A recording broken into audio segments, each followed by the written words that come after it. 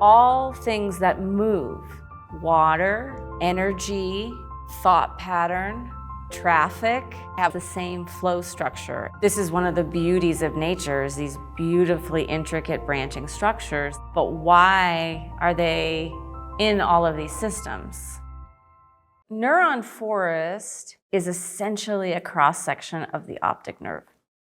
I saw pictures of this years ago, and I just became obsessed with the shapes and the forms and the patterns, and I was like, that's it.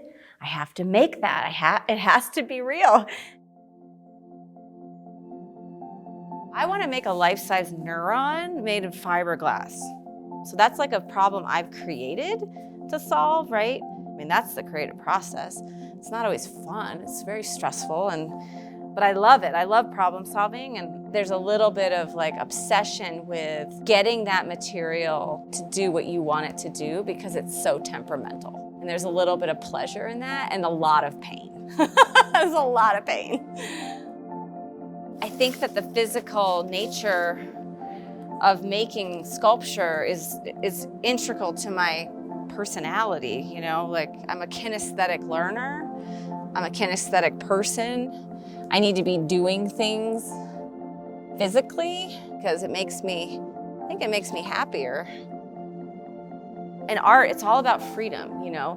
If you're too tied to a material, how is that restricting your creative freedom? I've never worked with fiberglass before. I decided to start working with epoxy resin and fiberglass instead of clay because it's stronger. And so this allows me to work larger. I can still bring in the techniques of ceramics and craftsmanship that are sort of my background and then see where that takes me. I have a little bit of a fascination with experimentation and invention and a little bit of ADHD maybe too, so I don't know. You know, there's been a lot of learning with this project, and with learning comes failure. And what I mean by failing is that the material teaches you a lesson. Last week, I was in a pretty devastating place, feeling like the surface looks horrible. This is not what I want. And so losing sleep over that all weekend, which is real. And now I feel like, okay, I learned my lesson. That was not the right process. This is the right process. And I can't tell you how exciting that feels. Why am I making neurons large scale? I think for me, it's like being connected to these systems and making others see these systems brings us just closer to, you know, understanding why our existence, I guess. So this is an actual ophthalmologist's image of an optic nerve. It's printed through the press onto this special Caraflex porcelain paper, which then has special ink that I created that can withstand the temperatures of the kiln. But it's going to be challenging making light boxes for these. They're really fragile, like potato chip fragile. Hey, can you hear me? I forgot the black zip ties at the studio. Thank you so much for having this ladder. I'm like so short, and this is my favorite height of ladder. I feel like I'm on like Survivor. I've been watching way too much Survivor lately.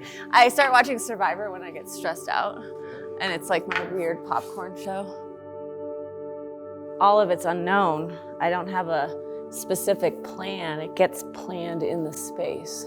There's an element of like courage and sort of bravery, I think, that comes to this kind of work. You can't be afraid. You just gotta trust yourself.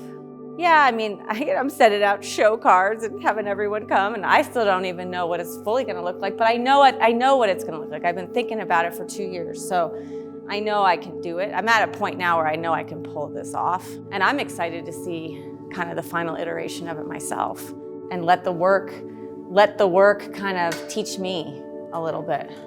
You know, I learn from the work, I follow the work, and I let myself follow the work, which is hard because you want to control the work too. Art doesn't always feel good, you know. It means that you're getting outside of your comfort zone. That's good. Good art is gonna push you outside of the known to the unknown, right? That's so much better. That's exactly what I wanted. Give me a high five. I don't know. I think that is paint. Great. I don't even have any nice clothes left after this show, let me tell you.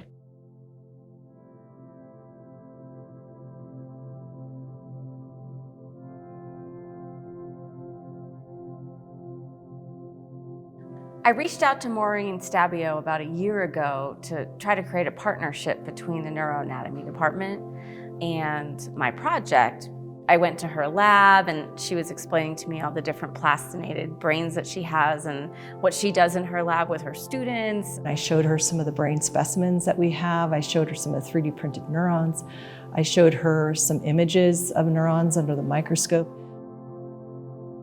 The partnership between an artist and a scientist is a win-win. And in fact, some of the earliest neuroscientists were passionate artists. An example is Santiago Ramon y Cajal, who's considered the father of neuroscience.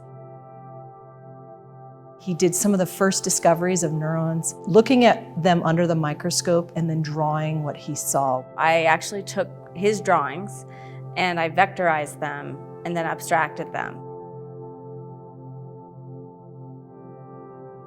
When I met Katie, I was so excited because she said, hey, I want to get people excited about the wonder and beauty of science and nature. Do you want to be a part of this? And I'm like, yes, this is what I try to do in the classroom. I'm very engaged and invested in trying to understand why the world is the way it is. I feel like the artist is investigating it through maybe more of an intuitive, emotive, psychological point of view. And I think that the scientist is investigating it through like an analytical, mathematical point of view. But I think we're both trying to find the same answers. I'm showing you what it looks like on the inside of your eyes. It's quite meta because I'm having a visual experience of the neurons that enable me to have a visual experience. I feel like my understanding of why my internal body structure looks just like a tree or looks just like electricity connects me to the universe. I finally made that thing that caused me that sense of wonder. I finally got there. What makes me wonder is quite simple. I want to know how things work. What makes me excited is when you find an unexpected pattern. You get like almost a little hint of the divine.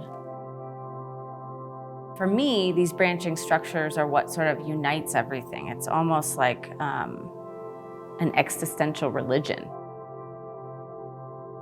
Did I solve the problem I wanted to? Yeah, I did. I can't believe it. I can't believe that I now know how to work with fiberglass. I'm excited to see how I continue as an artist from this process. This is one of the beauties of nature, is these beautifully intricate branching structures. Why are they everywhere? And it's because they all are based on movement, flow, and time. It's how things move efficiently.